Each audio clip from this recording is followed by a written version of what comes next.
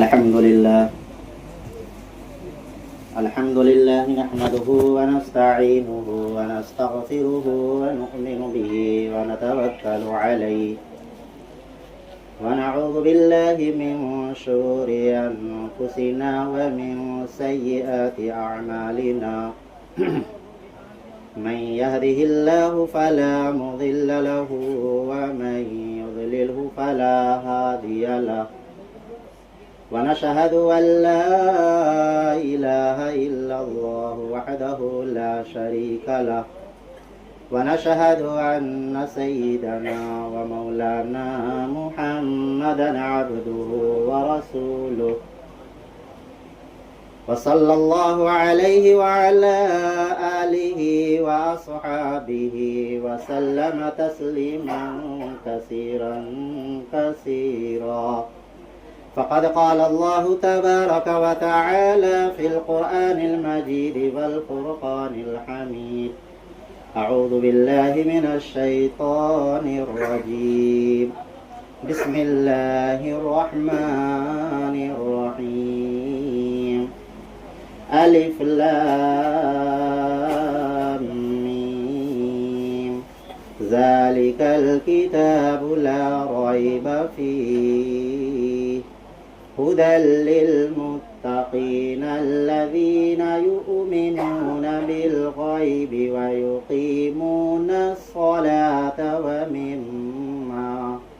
ومما رزقناهم ينفقون صدق الله مولانا العظيم وصدق رسوله النبي الكريم ونحن على ذلك من الشاهدين والشاكرين والحمد لله رب العالمين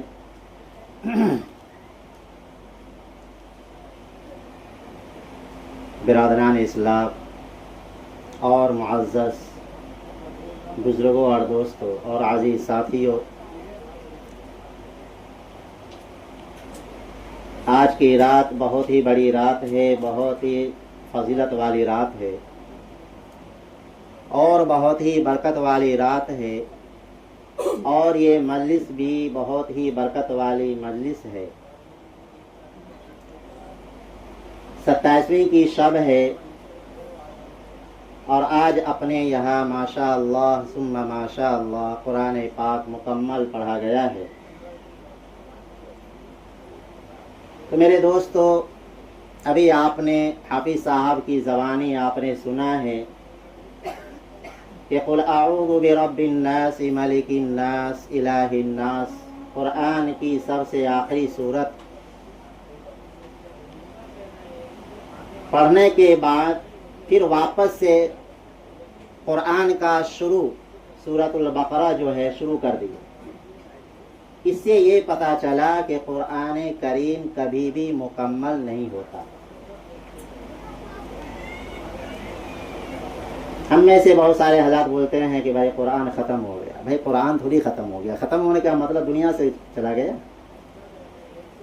ایک انسان کے بارے میں بھائی پونا صاحب ختم ہو گیا، مطلب یہ ہے کہ بھائی اس دنیا سے وہ اب رخصت ہو گیا، انتقال اس کا ہو گیا، اس کی وفات ہو گئی۔ تو ایسا نہ کہا کریں کہ قرآن ختم ہو گیا، بلکہ قرآن کریم مکمل ہوا ہے، اور مکمل ہونے کے بعد واپس سے پھر شروع کر دیے حافظ صاحب الف لام میم ذالک الکتاب لا ریب فیہ۔ پتہ چلا کہ بھائی قرآن واپس پھر اس کا دور شروع ہو گیا۔ یہ ایسی کتاب ہے میرے دوستو، آپ حضرات کے سامنے اپنے یہاں 15 تاریخ کو بھی قرآن پاک مکمل ہوا ہے۔ اس میں بھی بات آئی تھی کہ یہ قرآن کریم ایک معجزہ ہے جو ہم سب کو دیا گیا ہے، اور ہم سب کے پیارے آقا جناب محمد رسول اللہ صلی اللہ علیہ وسلم پر نزول ہوا۔ قرآن کریم کا نزول، مقصد نزول کا یہ ہے کہ پوری انسانیت ہدایت پر آ جائے۔ ہدی للمتقین، یہ ہدایت ہے متقی لوگوں کے لیے۔ پرہیزگاروں کے لیے. اور آپ دیکھیں گے تو پورے رمضان کا مقصد ہے تقوی حاصل کرنا. پوری نماز کا مقصد ہے تقوی حاصل کرنا. تو پورے روزے کا مقصد ہے تقوی حاصل کرنا، اپنے آپ کو متقی بن جانا. اور تقوی کوئی بڑی چیز نہیں ہے جو ہم اور آپ سوچتے ہوں گے کہ بھائی تقوی بہت بڑی چیز ہے. ہم جو ہے تقوی کے مقاصد تک پہنچ نہیں سکتے ہیں. تقوی کے جو مراحل ہیں، اس کے جو مقاصد ہیں، اس کے جو اغراض ہیں، وہاں تک پہنچ نہیں سکتے. ایسا نہیں. تقوی اس کو کہتے ہیں کہ ما منع اللہ، کے جس چیز سے اللہ تبارک و تعالی نے ہمیں منع کیا اس چیز سے ہم رک جائیں، اس کام کو ہم نہ کریں. اور جس کام کا اللہ تبارک و تعالی نے ہمیں حکم دیا ہے اس کام کو ہم بجا لائیں، اس کام کو ہم کریں. بس اسی کا نام تقوی ہے. سمجھ میں بات آ رہی ہے؟ کوئی تقوی کوئی الگ سے نام نہیں آیا یا کوئی الگ سے چیز نہیں ہے. تقوی اسی کو کہتے ہیں کہ اللہ کے منع کردہ ہوئی چیزوں سے ہم رک جائیں اور اللہ کے کیے ہوئے جس چیز کے کرنے کا اللہ نے ہمیں حکم دیا ہے ہم اس کو کریں، اس کو بجا لائیں. اسی کا نام تقوی ہے. اب اس کے اندر ساری چیزیں آ جاتی. رک جانے کا مطلب اللہ نے جتنی بھی حرام کردہ چیزوں سے ہمیں منع کیا ہے ہم اس سے باز آ جائیں، اس سے رک جائیں. اور اللہ نے جتنی بھی نیکیاں کرنے کا حکم دیا ہے ہمیں چاہیے کہ ہم تمام نیکیوں پر عمل درآمد ہو جائیں. اسی کا نام اصل تقوی ہے میرے دوست. قرآن کریم میں بھی اللہ تبارک و تعالی نے رمضان کے تعلق سے جو آیت کریمہ نازل فرمائی ہے کہ یا ایھا الذین آمنوا کتب علیکم الصیام کما کتب علی الذین من قبلکم لعلکم تتقون. دیکھیں یہاں پر بھی اللہ تبارک و تعالی نے تقوی کا ذکر فرمایا کہ روزہ رکھنے کے بعد تم کیا بن جاؤ گے؟ متقی بن جاؤ گے، پرہیزگار بن جاؤ گے، تقوی والے بن جاؤ. تو پتہ چلا میرے دوستوں، میرے نوجوانوں اور میرے عزیز ساتھیوں کہ روزہ رکھنے کے بعد انسان متقی بن جاتا ہے. نماز پڑھنے کے بعد انسان جو ہے تقوی والا بن جاتا ہے. آپ نے حضرت امام ابو حنیفہ رحمۃ اللہ علیہ کا ایک واقعہ سنا ہوگا کہ صرف امام ہی نہیں تاجر بھی تھے اور ایسے ویسے تاجر نہیں تھے. کپڑے کا بہت ہی بڑا تاجر تھے. ایک مرتبہ ان کے پاس کپڑوں کا ایک بہت بڑا گٹھا آیا اور جو ان کے خدام تھے، جو خادم تھے، کپڑے کی ایک گڈی، ایک گاٹھ جو بولتے ہیں، اس کے اندر عیب تھا، عیب. اب وہ عیب کچھ بھی ہو، پھٹا ہو یا کچھ داغ دھبے لگا ہوا ہو. جو ان کے کام کرنے والے نوکر خادم تھے ان سے آپ نے کہہ دیا کہ یہ دیکھو اس کو بیچنا نہیں، اور اگر بیچنا بھی تو اس کا عیب بتلا کر بیچنا. ٹھیک ہے. گاہک آیا، خادم کو خیال تک نہیں رہا. دھندا اتنا عروج پہ رہا کہ اتنے خادم میں سے اتنے خدام تھے آپ کے پاس، اتنے نوکر تھے کہ کسی کو اس کا خیال ہی نہیں آیا کہ اس مال میں کوئی ایک عیب دار کپڑا بھی ہے جس کو ہمیں بچانا ہے یا تو سامنے والے گاہک کو بتلا کر دینا ہے. ایسے ہی دے دیے سارے کپڑوں کے ساتھ. وہ بھی کپڑے کا جو ایک گٹھا تھا وہ بھی چلا گیا. हजरत आने के बाद जब देखा कि सारे कपड़े बिक चुके हैं, आपको वो बात याद थी। आपने अपने सारे खादिम से कहा, उस कपड़े का क्या हुआ जो तुमने बेचा है? सामने वाले को उसका ऐब बतलाकर बेचा या नहीं बेचा? अल्लाह अकबर। मेरे दोस्तों गौर फरमाइए, यहाँ पर भी सारे तुज्जार लोग हैं, सारे ताजिर हजरात, सब धंधा वाले हैं। देखिए धंधा और कारोबार किस तरीके से किया जाता है। जब आए खादिम लोगों ने कहा कि हजरत सारे कपड़े जितने थे सब बिक गए। हम में से कोई होता तो भाई बहुत खुश होते, खादिम को शाबाशी भी मिलती और कहते माशाअल्लाह माशाअल्लाह, और हदिया भी, तोहफा भी कुछ देते। लेकिन हजरत इमाम अबू हनीफा रहमतुल्लाह अलैह को कपड़े का वो ऐब याद था। आपने खुशी का इजहार नहीं किया कि मेरे पूरे कपड़े बिक गए, बल्कि आपने सबसे पहले पूछा तो क्या पूछा? उस ऐबदार कपड़े का क्या किया तुमने? गौर फरमाइए मेरे नौजवानों, मेरे साथियों, क्या पूछ रहे हैं कि ऐबदार कपड़े का क्या किया तुमने? बेचना, जिससे बेचा है उसे उस ऐब को जाहिर किया या नहीं किया? सारे खादिम ने कहा हजरत भूल गए। अल्लाह अकबर। आप बतलाइए। इमाम साहब ने कहा, इमाम अबू हनीफा रहमतुल्लाह अलैह, तो सारे हजरात तकरीबन पूरी दुनिया में 1/3 आप समझ लीजिए तो उन्हीं को मानने वाले हैं, उन्हीं को फॉलो करने वाले हैं, उन्हीं के अकीदे पर हम लोग चलते हैं। उन्होंने खादिम से कहा फौरन ढूंढो उस आदमी को जिस आदमी के साथ तुमने कपड़े बेचा है, पता लगाओ। अल्लाह अकबर। ये था मेरे दोस्तों इमाम अबू हनीफा रहमतुल्लाह अलैह। तो सिर्फ ताजिर ही नहीं थे और सिर्फ इमाम ही नहीं, बहुत बड़े मुत्तकी और तकवा वाले थे, कि जिनके इस वाक़ये से हमें भी दर्स और सबक मिलता है। और सबक लेने की बात है मेरे दोस्तों, कि हम भी जब धंधा करें और कुछ ऐबदार हमारे पास भी सामान हो तो सामने वाले को ऐब बतला कर बेचा करें।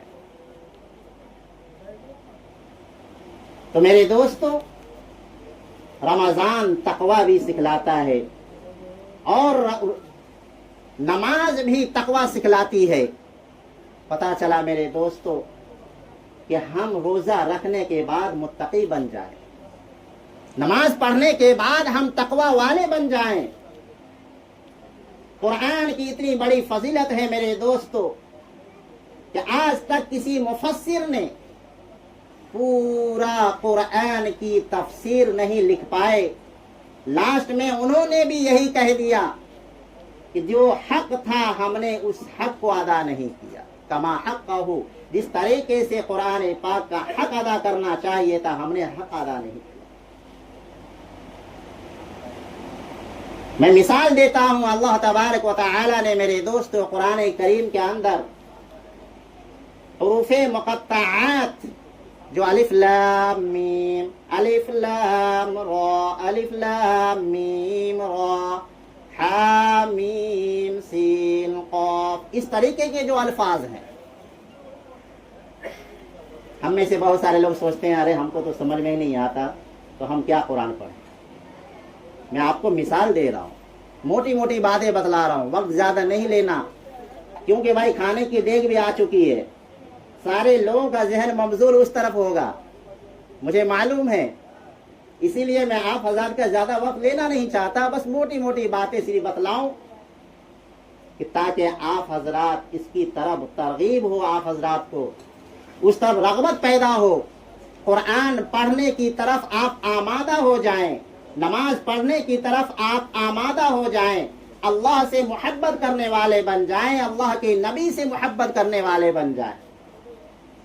तो ये मिसाल है कि अल्लाह ने हुरूफ़े मुक़त्तआत, ये उलमाए किराम जानते हैं, कुरान का पूरा तर्जमा मुफस्सिर ने लिखा, लेकिन जब मुक़त्तआत का नंबर आया है तो हुरूफ़े मुक़त्तआत का तर्जमा नहीं है, उसका माना हम में से किसी को भी नहीं मालूम।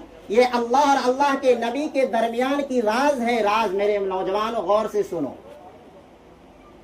क्या है ये राज? अब वो राज कुछ भी हो, मुफस्सिर ने लास्ट में क्या लिखा? अल्लाहु अअलमु बिमुरादी। क्या लिखा? अल्लाहु अअलमु बिमुरादी। जब हुरूफ़े मुक़त्तआत का तर्जमा लिखने का नंबर आया, इतने बड़े बड़े मुफस्सिर ने क्या कह दिया कि भाई इसकी मुराद को अल्लाह ही बेहतर जानता है। तो यहाँ पर बतलाने की बात यह है कि हुरूफ़े मुक़त्तआत का हम माना नहीं समझते हैं, उसका मतलब नहीं समझते हैं, फिर भी अल्लाह तबारक व तआला ऐसे अल्फाज को पढ़ने पर हमें सवाब अता फरमाता है। देखिए मैं क्या कहने जा रहा हूँ।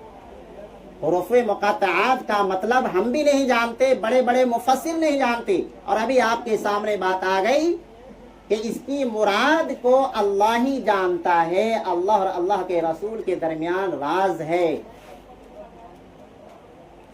तो जब उसके मतलब और उसके माना को बगैर समझे हुए भी हम पढ़ते हैं तो अल्लाह तबारक व तआला सवाब अता फरमाता है। तो हम में से बहुत सारे हज़रात हैं जो कुरान का तर्जमा नहीं जानते, कुरान का मतलब नहीं समझते, बगैर तर्जमा जाने ही पढ़ते हैं, उस पर भी हमें सवाब मिलता है, उस पर भी हमें सवाब मिलता है। ये कुरान ऐसा मौजिज़ा है मेरे दोस्तों।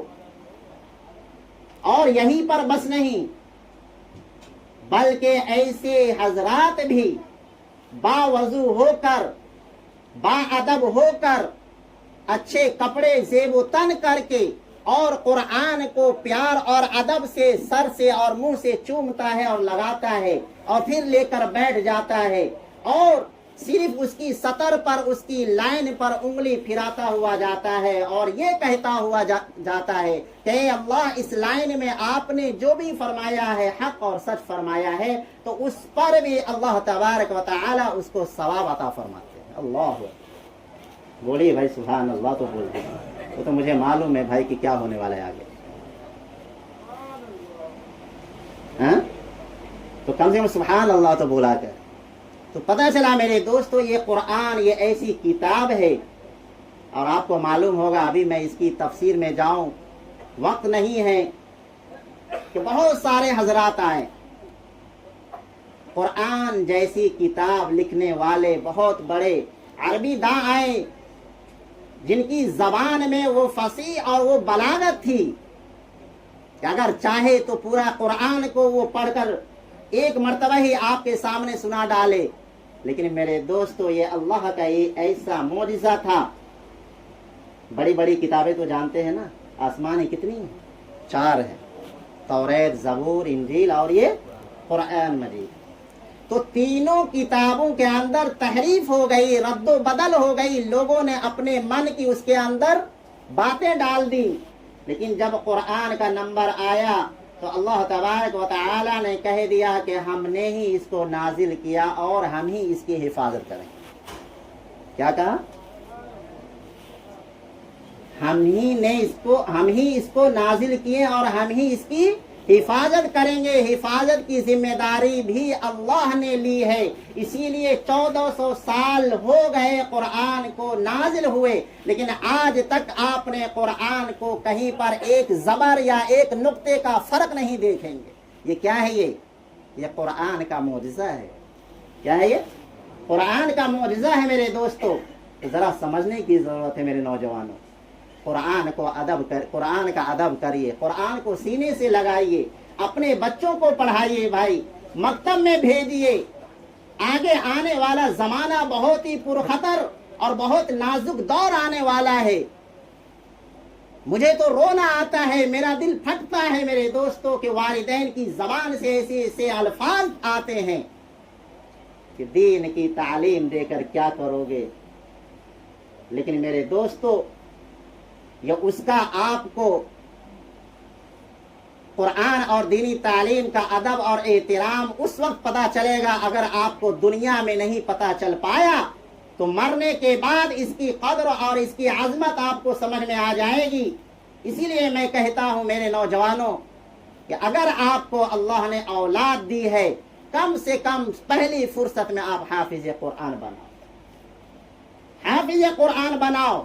जहन से ये बात हटा दो कि आज मौलवी मौलाना हफ्फाज की तनख्वाह बहुत कम रहती है। इखलास पैदा करो दिल के अंदर। ये अगर अगराज और आपके मकासिद हैं तो बिल्कुल गलत है, फिर आप बच्चों को ना पढ़ाओ। आपके दिल के अंदर इखलास पैदा करना पड़ेगा कि अल्लाह का कलाम है, बहुत ही मुतबर्रक और बहुत ही बाइज्जत कुरान मजीद है। मैं चाहता हूं कि हमारी हर औलाद के सीने में ये कुरान महफूज हो। और आगे मैं ये भी कहता हूं, अगर किसी को अल्लाह ने औलाद ना दी या आप पढ़ा नहीं सकते हैं आप अपनी औलाद को, तो कम से कम इतना काम जरूर करें अल्लाह के वास्ते। मेरे अल्लाह वालों, अगर किसी दूसरे का बच्चा अगर आपके अड़ोस पड़ोस में है और वो मदरसे में पढ़ रहा है, तो कम से कम आप उसके खराजात को आप बर्दाश्त कर लेंगे तो आपको भी वही अज्र मिलेगा जो उसके माँ बाप को मिलेगा। तो कम से कम इसकी जिम्मेदारी भी आप ले लें कि मदरसे में अगर कोई गरीब बच्चा पढ़ रहा है तो कम से कम उसका खर्चा हम उठा लें, उसके खराजात हम बर्दाश्त कर लें। अरे गोवा शिखर, ये मसाला और ये कैश, ये पूड़ी पाड़ी में न जाने कितने पैसे जो है फेंक देते हैं, जिससे जिस्म का नुकसान तो है, फायदा नहीं है। लेकिन यहाँ पर अगर आप किसी मदरसे वाले बच्चों पर खर्च करते हैं तो यहाँ नुकसान नहीं है, सिवाय फायदा ही फायदा है कि नहीं है भाई? गलत कह रहा हूं, तायीद कीजिए। इसीलिए मेरे दोस्तों, बात लंबी हो जाएगी, मैं बस मुख्तसरन अर्ज कर देता हूं कि कम से कम हम अपने दिलों के अंदर कुरान की अजमत पैदा करें। जब तक हमारे अंदर कुरान की अजमत नहीं आएगी, हम अपने बच्चों को दीन की तालीम नहीं दिला सकते। लाख दुनिया कुछ भी कहे, नाराज हो जाए, कम से कम हाफिज कुरान तो बना दो भाई। जगह जगह पर ये तो हाफिज कुरान कितनी बड़ी फजीलत है, जो आपके सामने भी आई थी बात कि जब मर कर जाएंगे और वही हाफिज कुरान से कहा जाएगा कि भाई पढ़ता जा, चढ़ता जा, वही कुरान हाफिज कुरान अलिफ लाम मीम से शुरू करेगा, सूरह नास की सीन तक वह नास पर खत्म करेगा। अल्लाह तबारक व तआला का हुक्म होगा पढ़ता जा और तू अपने मर्तबे पर चढ़ता जा। और फिर हाफिज कुरान के वालिदैन को बतलाइए, सर का ताज पहनाया जाएगा कि जो वालिदैन घबरा जाएंगे कि अल्लाह किसके एवज में मुझे सर का ताज पहनाया जा रहा है, अल्लाह की तरफ से ऐलान होगा कि तुमने अपने औलाद को हाफिज कुरान बनाया है, उसी के बदले में तुम्हें ये नवाजा जा। सुभान अल्लाह। मेरे दोस्तों, आगे मुफस्सिर लिखते हैं, ये तो हाफिज कुरान जो आपको 7 साल का बच्चा भी हाफिज कुरान मिलेगा। जहां पर माहौल बना हुआ है वहां जाकर देखें, कितने साल का बच्चा? 7 साल का बच्चा आपको हाफिज कुरान मिलेगा। तो ये हाफिज कुरान की इतनी बड़ी फजीलत, आगे मुफस्सिर लिखते हैं कि फिर हम आलिम दीन के बारे में इतनी बड़ी फजीलत है, वहां पर आलिम की फजीलत बतलाने से कासिर है। जिसके वालिदैन ने आलिम बना दिया तो उसकी फजीलत बतलाऊं? आलिम अपनी औलाद के लिए हाथ उठाए या ना उठाए, बस अल्लाह तबारक व तआला की तरफ से सदका जारिया बन चुका है। उसका सवाब उनकी औलाद को अगर जिंदा है तो भी, अगर मर गए हैं तो कब्र में उसको मिलता ही रहे। अल्लाह, आलिम की फजीलत। अब बतलाइए, बगैर दुआ किए हुए ही वालिदैन को क्या हो रहा है? अज्र मिल रहा है, सवाब मिल रहा है। इसीलिए मेरे दोस्तों, मैं कहता हूं कि हम तनख्वाह पर, रुपए पैसों पर ना जाएं, बस दिल के अंदर इखलास पैदा करते हुए हम अपनी औलाद को हाफिज कुरान बनाएं, आलिम दीन बनाएं, मुफ्तियान किराम बनाएं, मुहद्दिस बनाएं, मुफक्किर बनाएं, मुबल्लिग बनाएं, जो बनाएं माशाअल्लाह बहुत ही बेहतर, फबीहा, बहुत अच्छी बात है। भाई हम लोग जब पढ़ते थे उस टाइम इतनी टेक्नोलॉजी का जमाना नहीं था।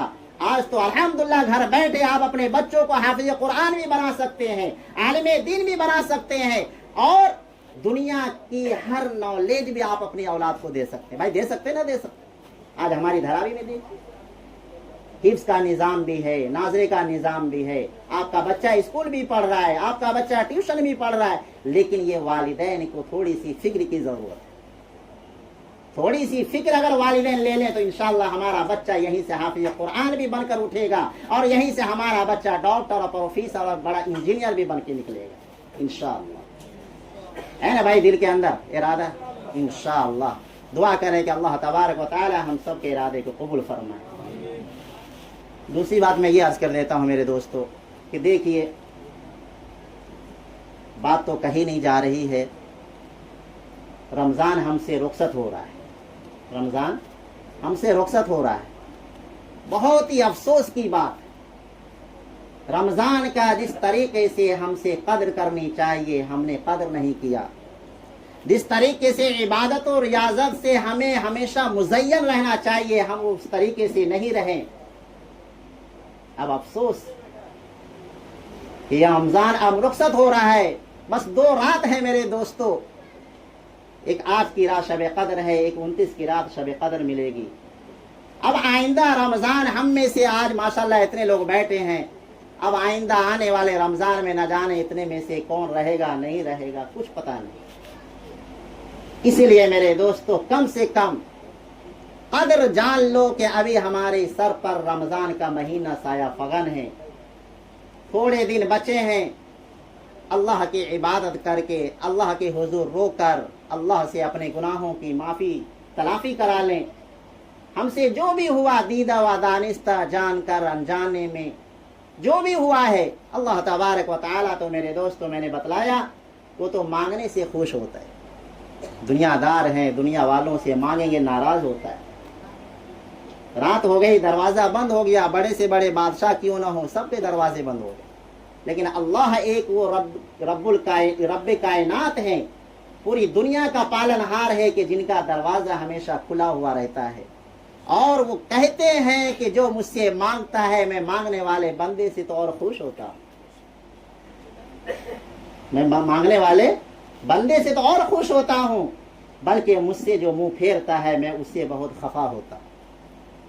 इसलिए मेरे नौजवानों और मेरे अजीज साथियों, बस चंद ही दिन बचे हैं, हमें चाहिए कि बस इस रमज़ान की जो भी दिन बचे हैं उसमें कदर हमसे हो जाए, नमाज हमारी पाबंदी से होती रहे, रोज़ा हमसे पाबंदी के साथ होता रहे, और अल्लाह की जो भी इबादतें हैं भाई होती रहे पाबंदी के साथ। बस जो भी टूटी फूटी हमसे इबादत हो जाए, बस दुआ करें कि अल्लाह तबारक व तआला हमारी उस इबादत को कबूल फरमा ले। आमीन।